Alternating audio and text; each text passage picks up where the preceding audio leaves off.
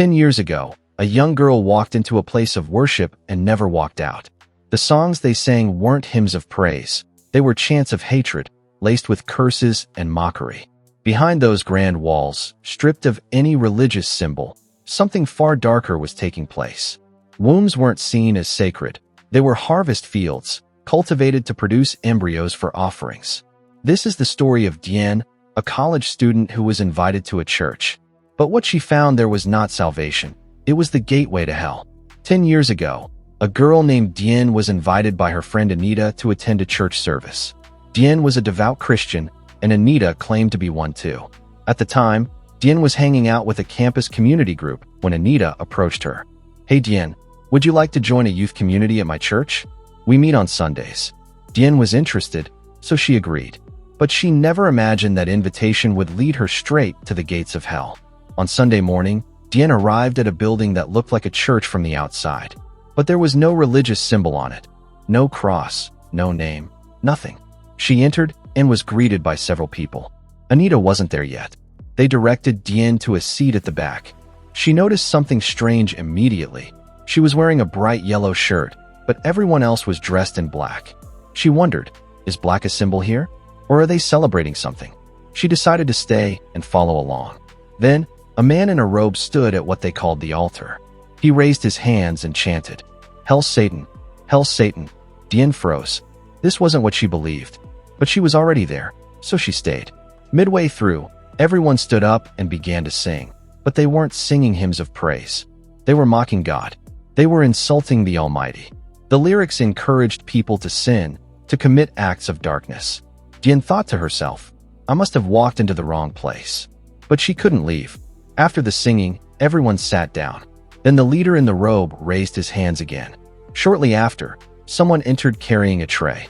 On it was a lump of flesh, an embryo about 20 centimeters in size. The leader took it and cut it into hundreds of pieces. The fluids were extracted and poured into a glass. Two things were now on the altar, a glass filled with fluid and a tray filled with pieces of flesh. The leader then called for newcomers to step forward and consume the flesh, piece by piece. Dian wanted to run. She wanted to disappear, but she knew she couldn't just walk out. She thought hard. Finally, she stood up and told one of the guards, "I need to go to the bathroom."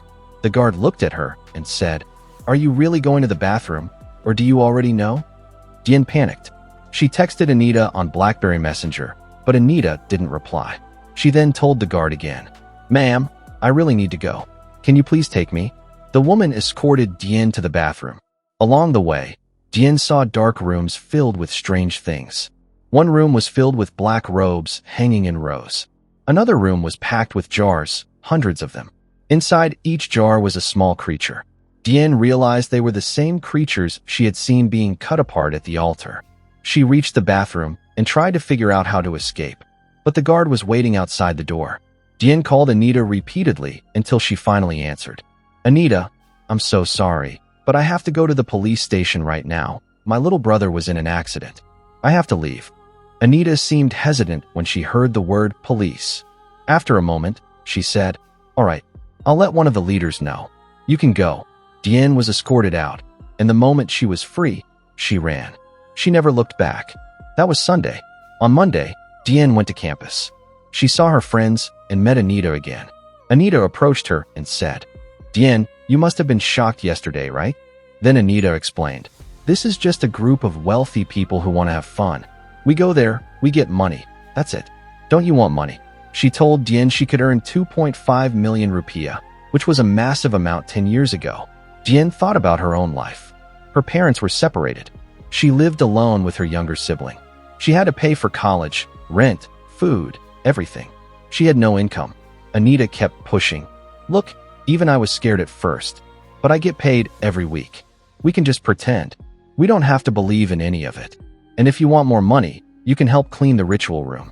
Or if you want even more, you can recruit new members, but they have to be women under 27. Dian hesitated, but she needed the money.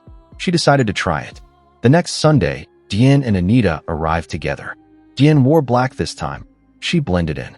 The ritual began again. The leader chanted. The crowd sang.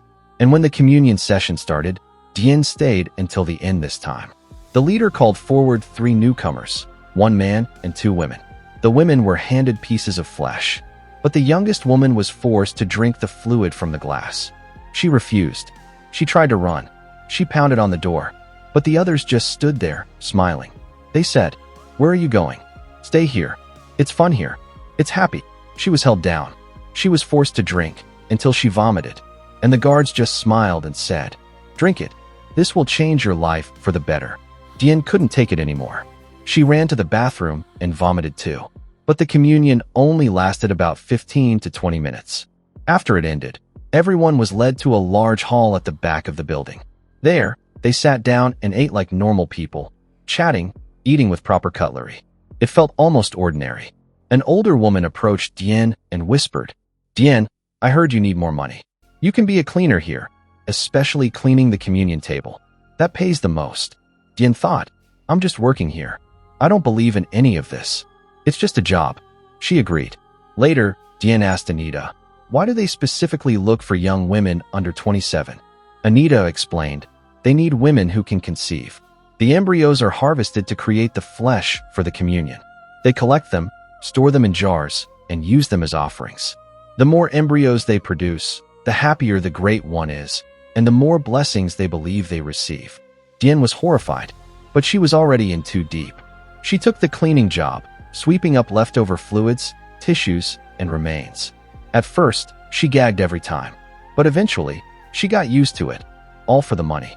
Her goal was to save up 50 million rupiah and then disappear forever. She would never set foot in that cursed place again. But as the weeks passed, Dian became part of the machine. She cleaned. She kept quiet. She took the money, and she told herself it was temporary, just until she had enough to escape. But darkness has a way of holding on. It doesn't let go easily. And when you dance with the devil, you don't change him. He changes you. Eventually, Dian's campus friends noticed she was rarely around anymore. They asked Anita, "Where's Dian? We haven't seen her." Anita told them Dian had graduated and moved to another island. She said Dian wanted to start fresh somewhere else. But the friends were suspicious. Dian had told them she wanted to move to the capital, not back to her hometown. They went to her boarding house. It was empty. Her younger sibling, who had just graduated high school, was gone too. Her phone number was inactive. No one knew where she was. Was Dian able to escape? Or did she become part of the darkness? A vessel for the very rituals she once feared? The answer may never be known. But one thing is clear: poverty can push people to the edge. And sometimes, the most welcoming smiles hide the deepest traps. If you're ever invited to something that feels too strange, trust your gut. It might just save your life.